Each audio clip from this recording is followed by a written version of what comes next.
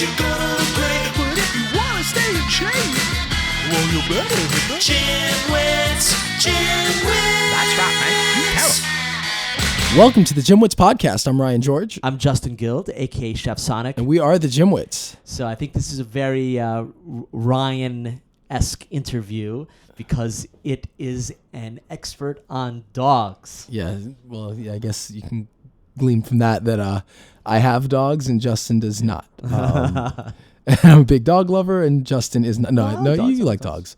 You like dogs. I lived with a dog for a little while. Yeah, that's true. You did. And whenever I came over, you'd say, "Oh, Ryan, can you take the dog out for me?" So that's true. It's funny. Yeah. And I could see you getting angry with her for peeing on the floor. Having a dog can be it's the greatest thing, and also can be the most frustrating sometimes, especially when they're young, or you're just not used to it.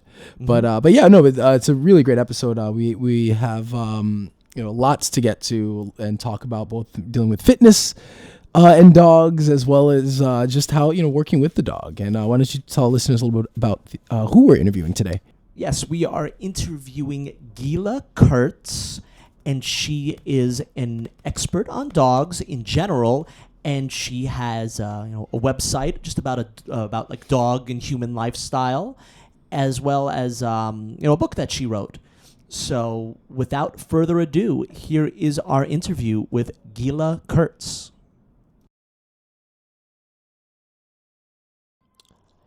Hey everyone, we are here with Gila Kurtz, and she is an expert in dogs, and she is the founder and owner of Dog is Good. Hey Gila, how's everything? It is great. Thank you so much for having me. I appreciate it. Of course. Thanks for being on the podcast. So just to let you know up front, I'm Ryan, and I am a dog owner, dog lover. I have two dogs. One's 15, one is 3, and very much it's like a major part of my life. Justin is more of the dog skeptic. I don't know that he quite believes some of the things like that my dogs are as smart as they are, that they think we'll talk a little bit about kind of anthropomorphizing dogs, but he doesn't quite believe in some of that. So just to give you a heads up, you'll probably get some more skeptical questions from Justin and more gushing questions from me. Okay, I can handle you both. Okay. I got you. So Gila, first question. So are you a dog or a cat person? Oh, I am most definitely a dog person with still a love for cats as well. Okay. So we're a fitness podcast. So before we get into your background, dogs, tell us a little bit. Are you into fitness? If so, what sports do you play, or what activities are you in? I guess give us a little bit about your background with fitness. Yeah, no, I am absolutely a fitness fanatic. It's always been a very key component in my life ever since I was a teenager and started running. And so it's something that I do on a daily basis. And actually, years ago in my 20s, I actually did competitive bodybuilding and won won the state title for Virginia in the short class. But that was many years ago. But since then, I've always maintained my my love of fitness, and I do things like I run all the time, and I'm really into HIIT training, and awesome. I still weightlift and just do a lot of functional fitness type things. But I think my biggest claim to fame, and I say this because I'm in my 50s, so I always feel like, if I can do it, anybody can do it. Strength activities, I can knock out 50 plus push-ups, no problem, 15 plus pull-ups, no problem. And so that's, when I'm at the gym doing that kind of stuff, people always stop and are like, man, how'd you do that? I'm like, it's just commitment. It's just staying with it. And plus I just love it. I like to be fit and healthy, and it drives my energy for what I have to do every day. Sure. Geez, I can't do 15 pull-ups. So what was your first fascination and your love with dogs, and when did you know that you wanted to really work, either with them or about them, spend your life working with them and about them? Yeah, that's a great question, because actually I did not grow up with dogs. I actually grew up with cats. And see, my question wasn't so bad, right? That's right. It wasn't so off. But what's interesting about that is, if you had told me 20 plus years ago that I would not only love dogs, but that my entire life and career would revolve around them, I would have thought you were crazy, because I just, it just wasn't part of my world. But several years ago, about 17 years ago almost, I was living in Japan with my military husband, United States Navy, and a family there had puppies. And I desperately wanted something to take care of. It didn't even matter at this point. I wasn't having a baby at the time. And so I adopted this puppy I knew nothing about. And over the course of a year, she taught me a lot in terms of patience and things like that. And so as an entrepreneur, in a roundabout way, I came to the conclusion that I wanted to combine this new love of dogs that had blossomed in my heart and in my soul. And for those of you who are dog lovers, you know exactly what I'm talking about. And realized that there was a lot of potential opportunity with that as a career, whether it was to start as a dog walker. Quite honestly, I met a guy that's what he did. He was walking dogs in the park.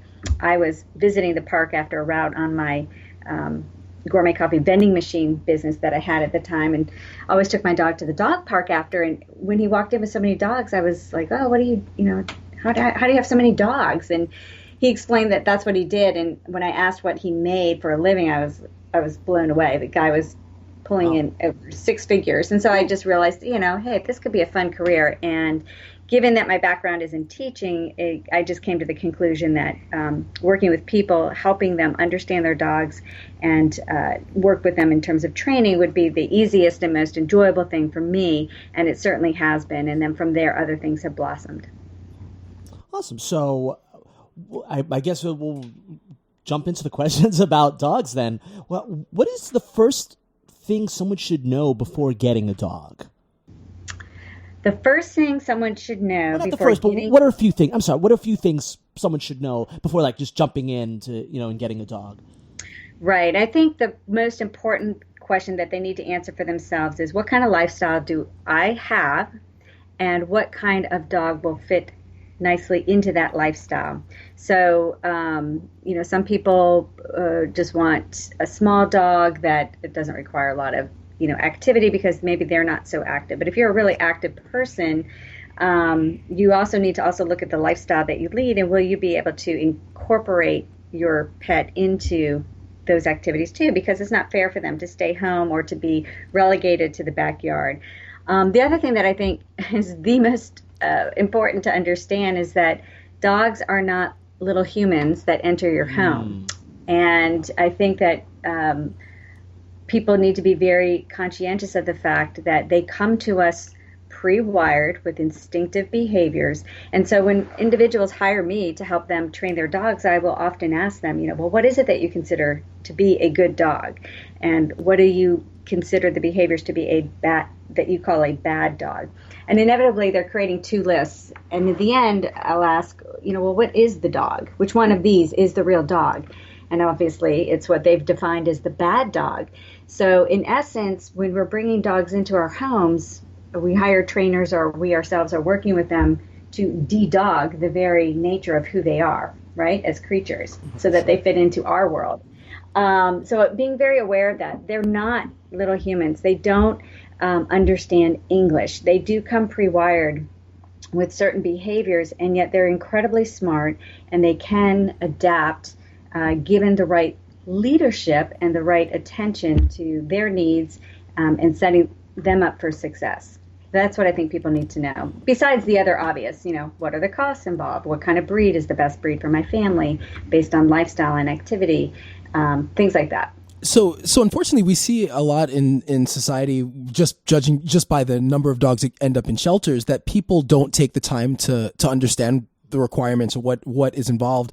So, and a question I've always had, and be interested to ask, and have been interested in asking an expert, is: do you think there should be more restrictions on should the licensing process be a legitimate process, or can anyone just walk into a pet store and get a dog, or should there be more of an extensive process before making that decision, or before being allowed to just walk in and get a dog? Because we do have an issue where there's just so many dogs that end up in shelters, or just dogs that are not raised properly because of people who kind of get it on a whim because they think it's a cool thing to get and they're cute, but they don't realize the kind of responsibility that goes into it.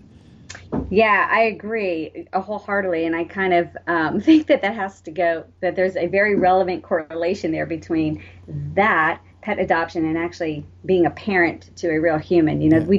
There are no courses that are required. There's no specific workbook that comes with either, whether it's a child or a dog in specifics.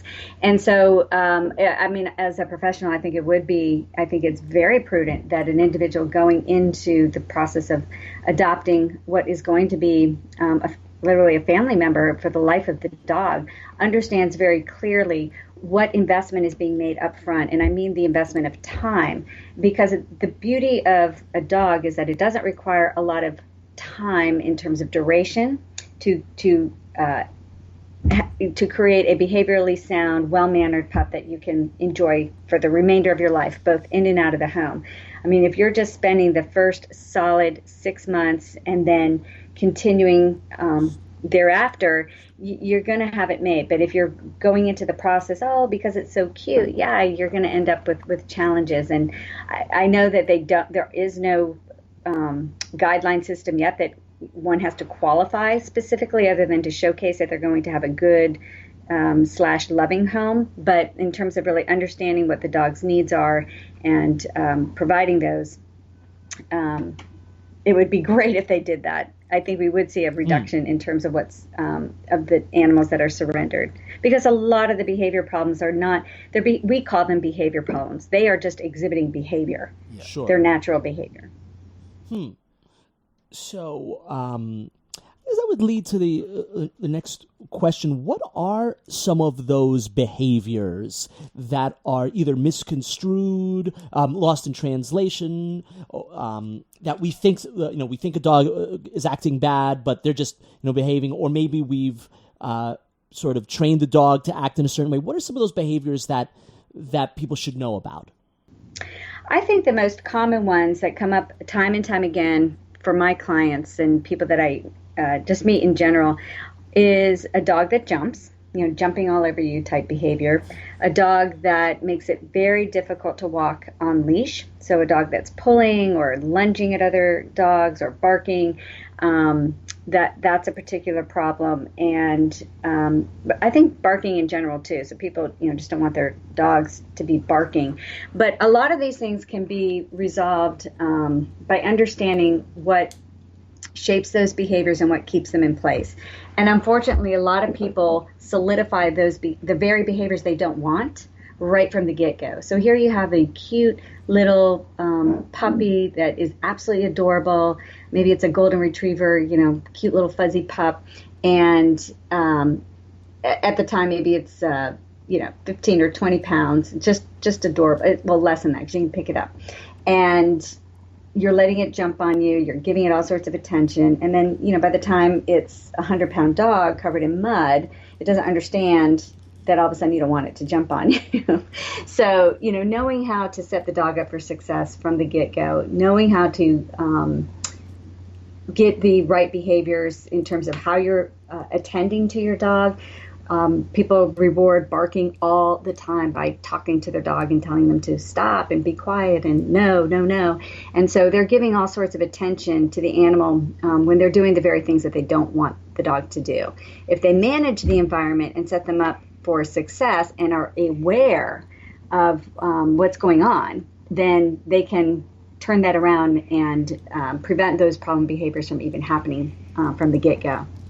So I actually have that issue where my older dog used to bark at, and then the younger one barks at dogs in the street. So what would be the proper way to go? But do you ignore the behavior or tell them to stop, or what's a good way to go about stopping that behavior?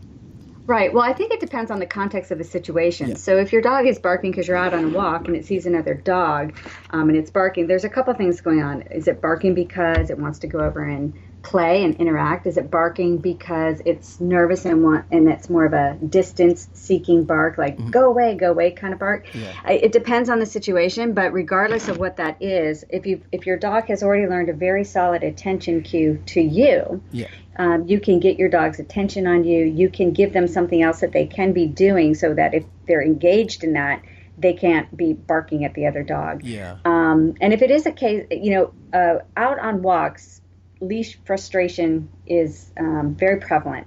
And that is an owner issue. Owners are very hesitant to let their dogs interact with others on leash. And so they're always pulling their dogs back, which is an indication to the dog, like, uh-oh, something may be wrong. And also when they're greeting other dogs, the owners are typically standing behind, right? The dog's on your leash and you're behind your dog. The other person's behind their dog, and you both are pulling up on your leads to prevent their dog, just in case something could happen. Yeah. And what that does, you don't realize this, but what that does is it changes the body posture of the dog. So it lifts up their chest, it raises them up a little bit, and the dogs themselves are reading. They observe body posturing. They're all about the body language in terms of their communication. So when they see that shift, that is a sign of potential problem. So oftentimes, we create our own leash aggression issues just by how we're walking our dogs. So I guess sort of changing gears a little bit, what ways have dog and the relationship between dogs and humans evolved over the years, and how do dogs impact our mental health sort of in modern society? That is a great question, and that is one of my favorite things to talk about because there really has been an evolvement of the family pet, and we liken it to the dog going from the backyard into the bedroom and now everywhere we go. And what I mean by that is years ago the family pet was relegated to the backyard basically, or maybe spent the night in the garage. It wasn't really in the house. And in the past 15 years where it's evolved is that not only is the pet a component of every aspect of life within the home, we are now taking them wherever we go. From simple trips to the grocery store to what you guys will totally relate to, and that is, going running with your dog, putting your dog on a special lead so they can cycle with you. Ryan can relate to that one. Yeah, I always hike with my dogs, people, going camping with your dog. So they've been incorporated. And to that, my personal hypothesis on it is this. In a world where we are so connected via technology 24/7, we've become literally disconnected from each other. And because the core basis of humanity is connection, the only thing that we truly connect with, in a moment, without distraction, the only creature that's 100% fully present is a dog. And other animals too, but for those listeners and myself included, dog owners, they are the ones. And so we derive from them this unconditional love, this unconditional attention. Their way of being does, and scientifically has been proven, it does reduce the level of stress. It does release the oxytocin in the brain. And so there is a true physiological shift that occurs when you are in the presence of a dog, which is why service animals are so helpful for people in need. And people will argue with me like, oh, well, I'm very connected with my spouse or my child. And I agree. Like, I have a child, I have a spouse, but I guarantee you I cannot recall a conversation I've had where 100% of the conversation, they did not have a phone in their hand and they were looking at me and truly engaged. And that happens again and again. And even if it looks like you're engaged, most people are not. They're thinking about what they need to do next or what they forgot to do at work or at home, et cetera, et cetera. So the dog itself is the creature that really is, for however length of time, the first 2 minutes home and the door, they're connected, and we crave that. And that's why I believe the evolvement has continued to occur. Plus, the pet industry has enabled us with products and services to really incorporate them as true members of the family and part of our daily routines in and out of the home.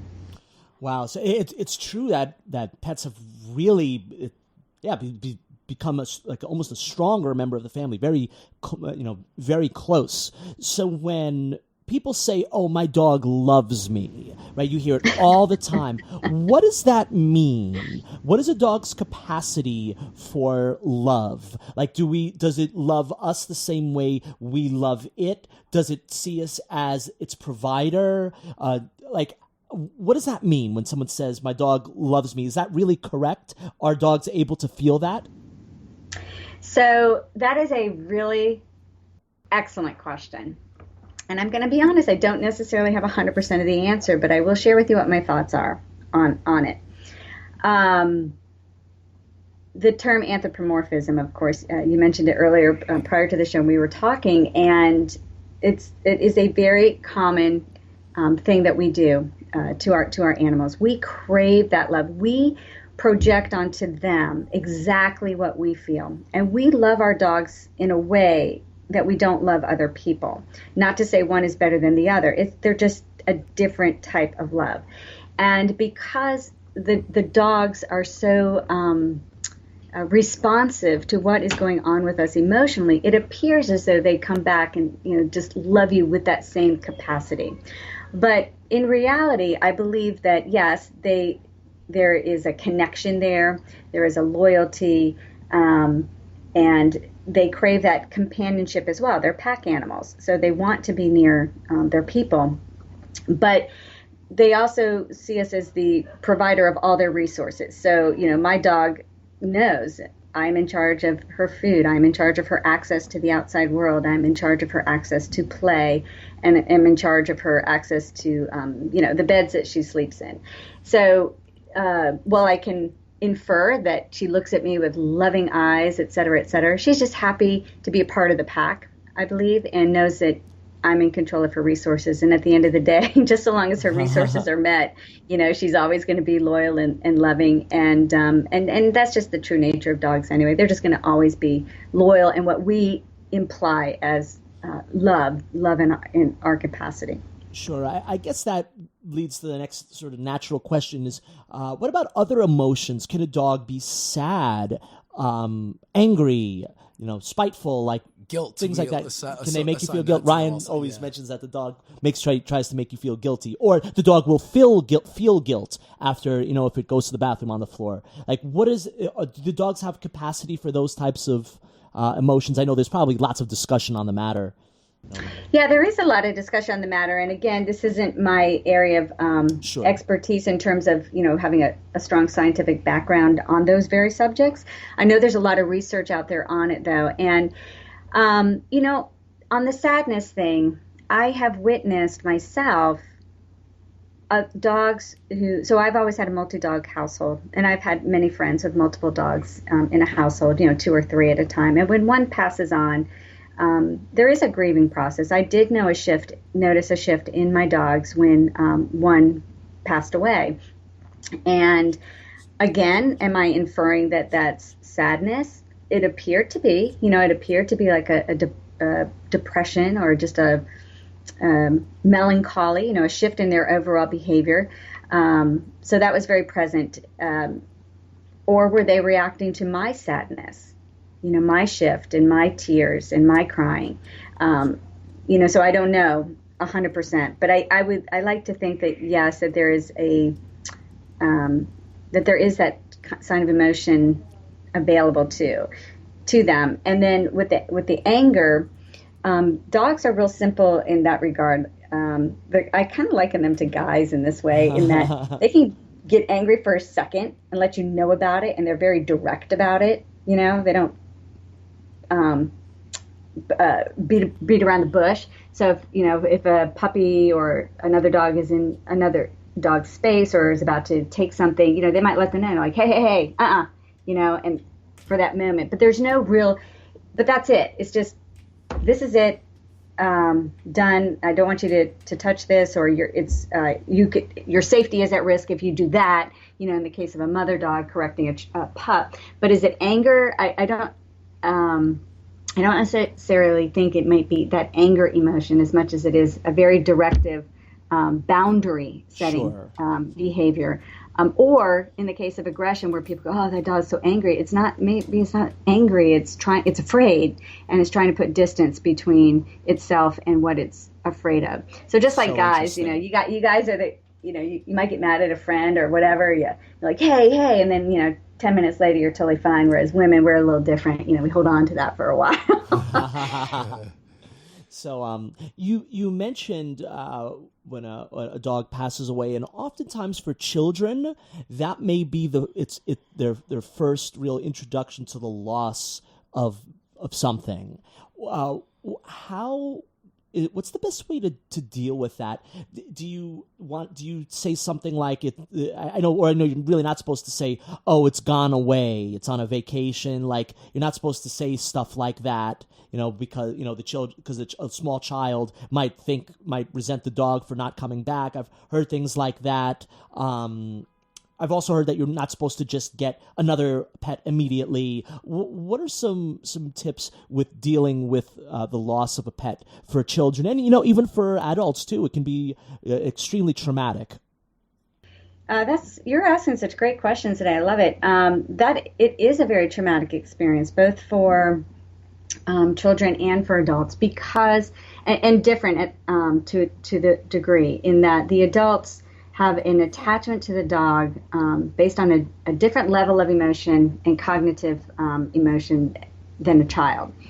But what I feel is important for a child is this, that, life has a cycle, whether it's for animals or for people, and that all emotions surrounded around that life cycle are very valid emotions, from joy to frustration to the absolute grief of loss. And an example, I have a daughter, and so she's been through the loss of 2 of our pets, and she's also been through their full life. So early on, the joy of having a cute little puppy, and the fun things that were involved around that, the frustrations of hey, Sasha got my Barbie dolls and chewed off all the feet, and I got to learn to pick up your toys, and being patient with understanding where you play responsibility in what's going on in the environment. And then the lesson of loss. And I think it's important to allow your children to grieve and to let them see you grieving, and to know that tears are okay, and to have those conversations, and then to take some time for that grief process. So when we had to put down, or say goodbye, I should say, to our first 2 dogs, both, so 3 years apart when they both had to pass. Our daughter was with us for that process.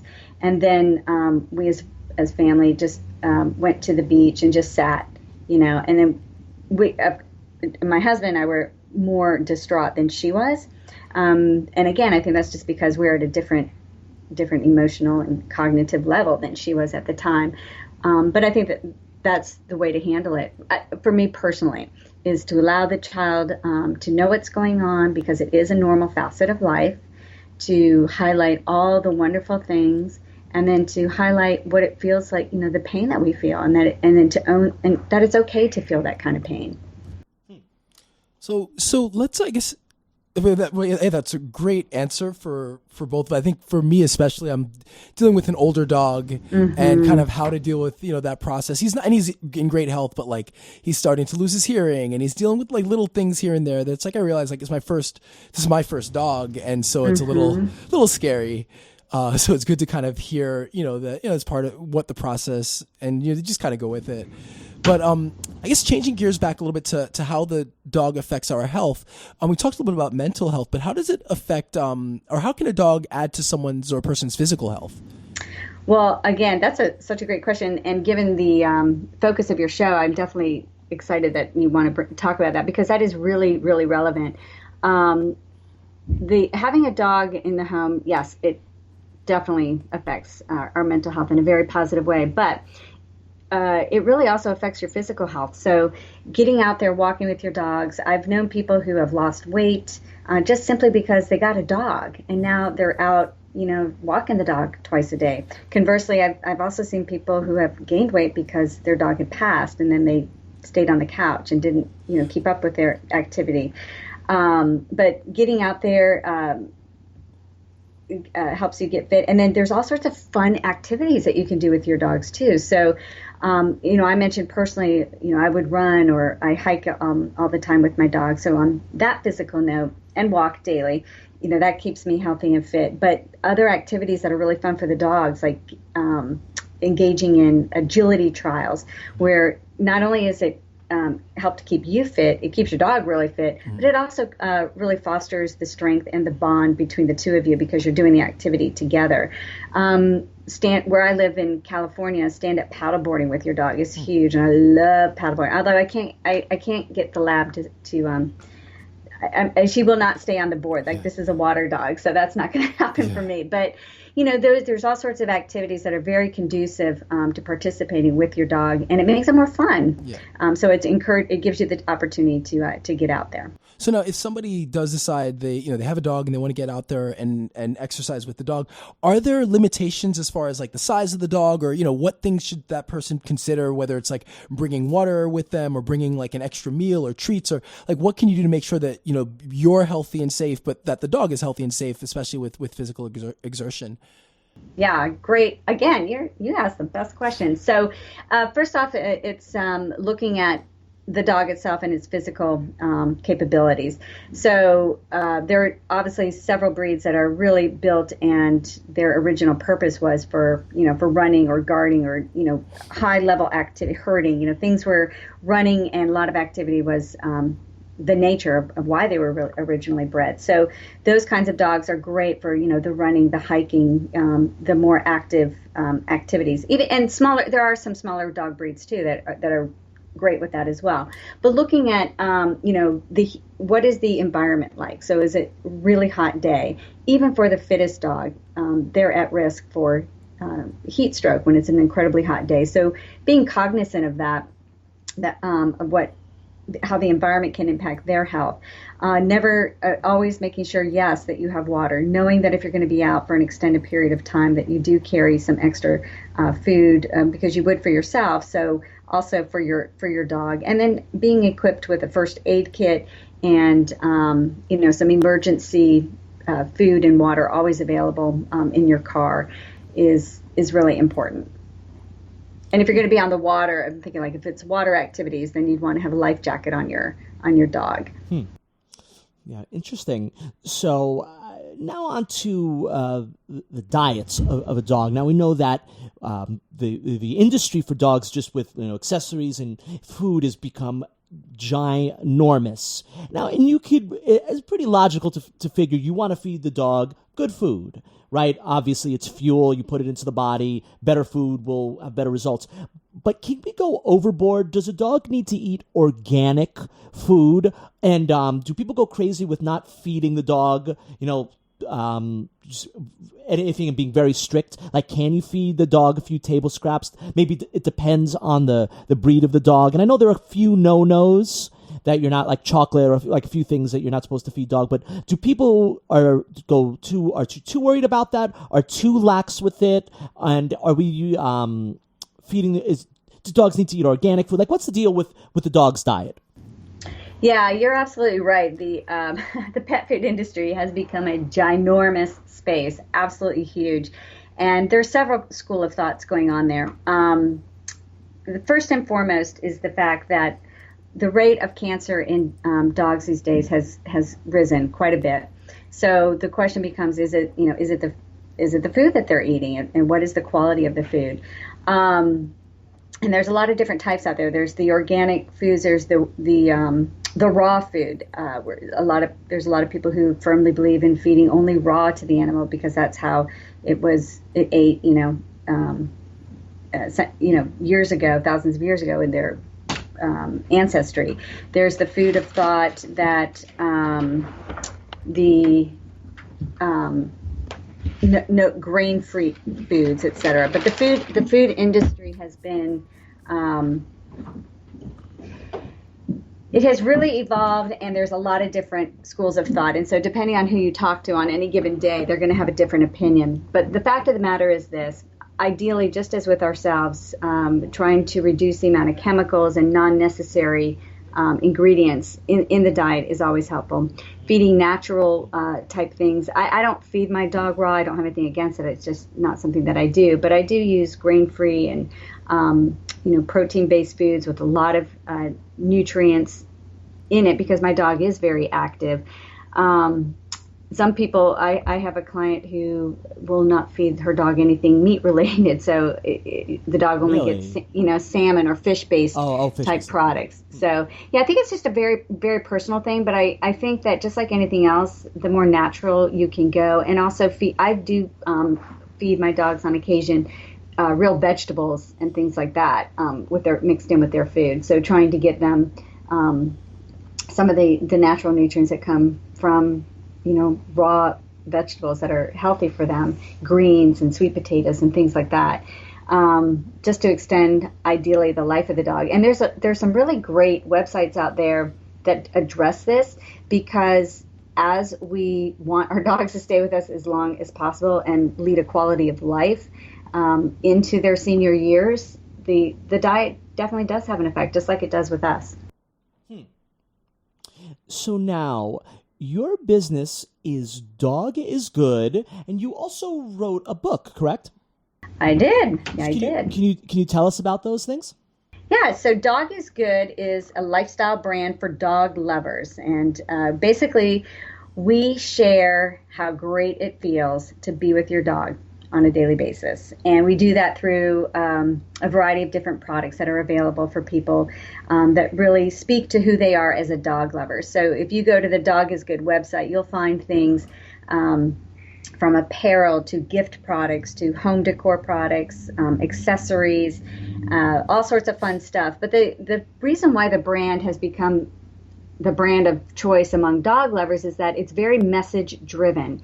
We really have a knack, I should say, for identifying the core of what our relationships are with the dogs and expressing that in a way that people identify with instantaneously. So we always say, yes, dog lovers love our products, but really it's not the dog lover. It's because we speak to who they are as an individual. We're about, our messages are about how they share their lives with their dogs, and so they relate to that.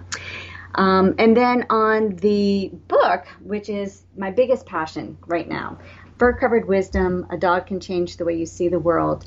With all the interaction I've had with dogs over the past 16 plus years, I have, in the past few years, really taken to heart some of the lessons that I can learn from my own dog. And so I like to say, when the student is ready, the teacher will appear.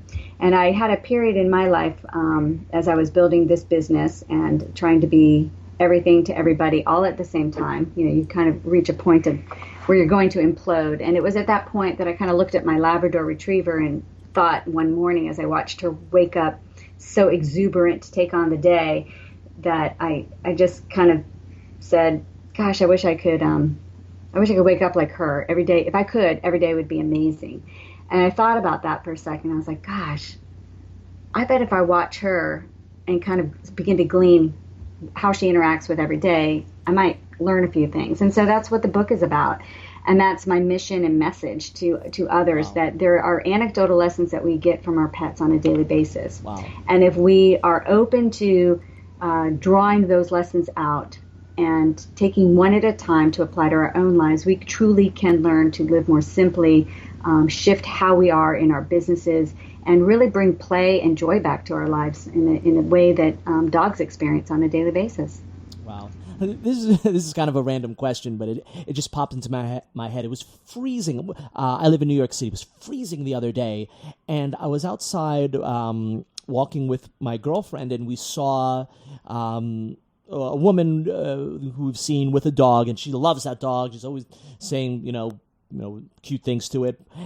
But it was freezing, and the dog didn't have a sweater on or any clothing, and we were thinking, wow, for someone who really loves the dog is to not give it any clothes in this freezing weather. That doesn't seem right. Does that really make a difference? Said like a person who doesn't have a dog. Like, does a dog sweater, does the fur, does that matter? Does the dog get cold? Well, it can get cold. It depends on what kind of breed it was. Sure. Do you know what kind of breed it was? It had, I do not. It was, it had really crazy hair, it almost as if almost kind of not a poodle type hair, but it was really intense, thick, weird strands of hair that stuck out. It was definitely it was an interesting breed.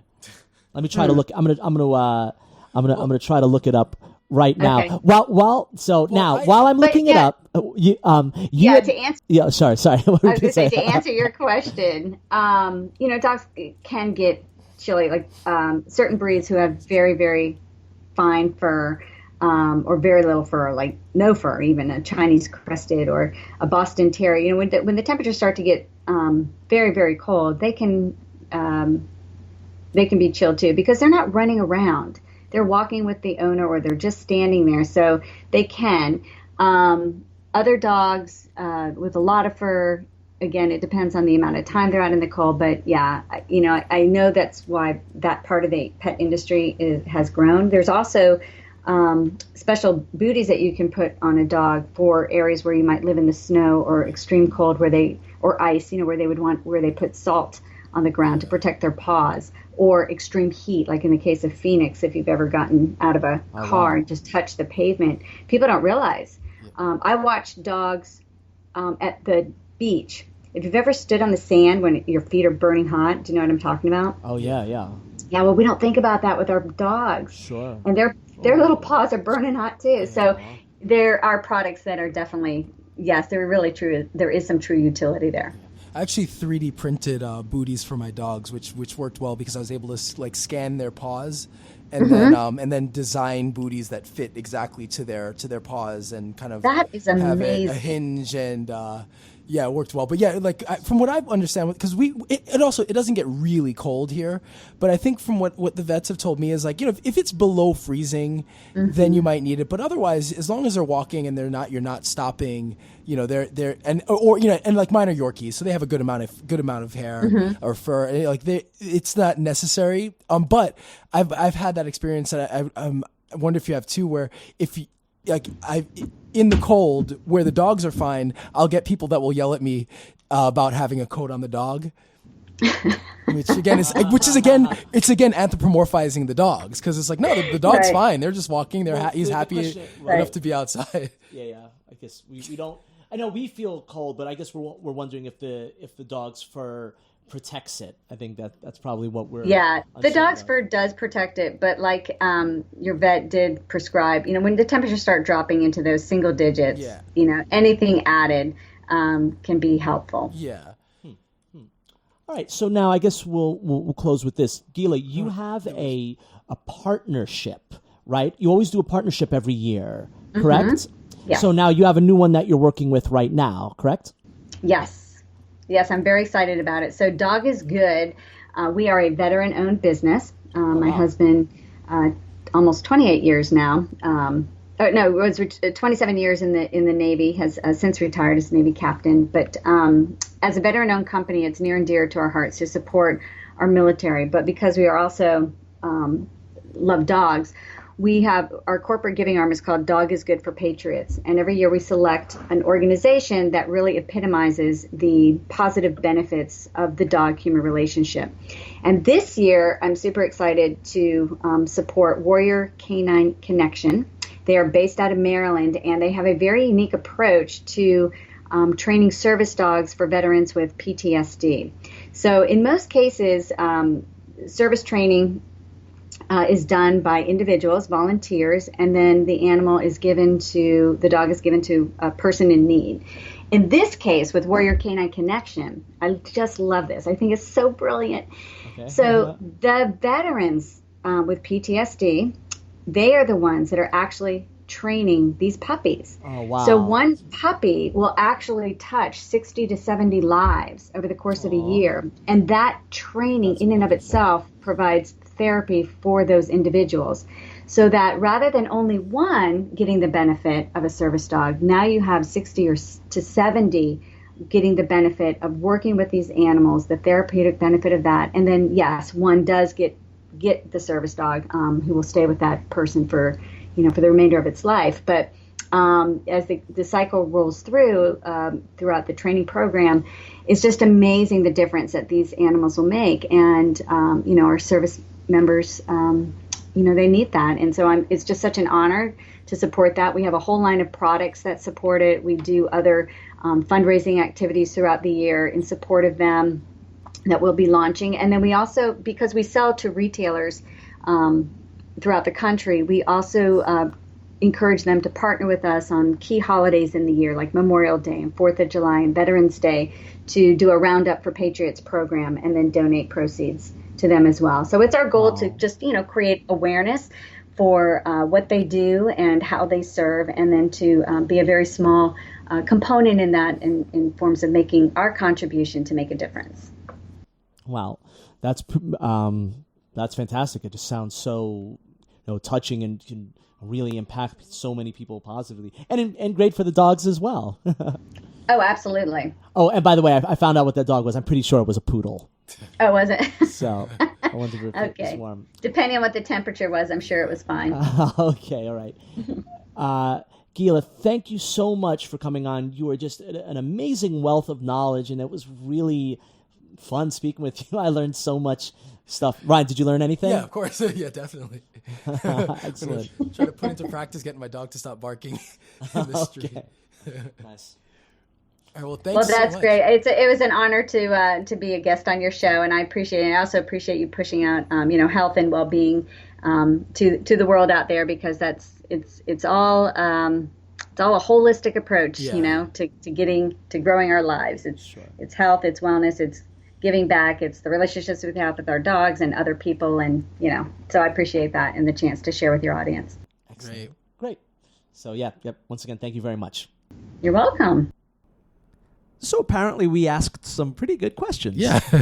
No, I think we're pretty good at coming up with... Not to toot good, our own horns, of course. Yeah, but no, we're good at coming up with some good questions. I think, definitely think our interview subjects, appreciate that. Yeah. I thought it went into pretty interesting directions. Yeah. I certainly learned a lot. Yeah, well I liked, we went places we didn't, we just kind of were very... little more off the cuff as far as how we did ask questions, because there were certain things where really required some interesting follow-ups, and I think she did a great job answering. I mean, I thought it was really, really good. Some great information, really especially for I really liked how she is a dog lover.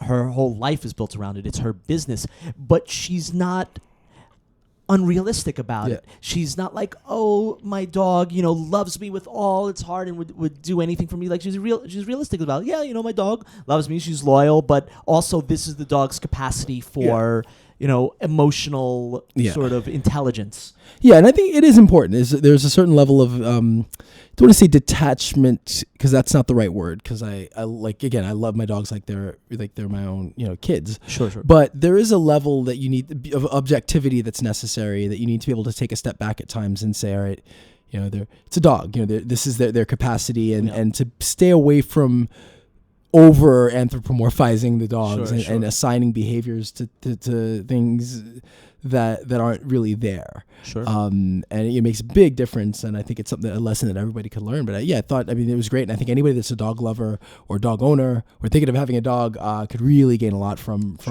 this chat. So hopefully you took something from it, and if you know anybody that could get something from it, definitely send them our way. Yeah. So I guess that's it. Yep. As usual, all of our stuff is at the GymWits.com. All our social media. If you have questions, shoot us an email at thegymwits@gmail.com. We got Ask the Trainers we need to get answered, and we'd like some more to answer, so definitely shoot us your questions.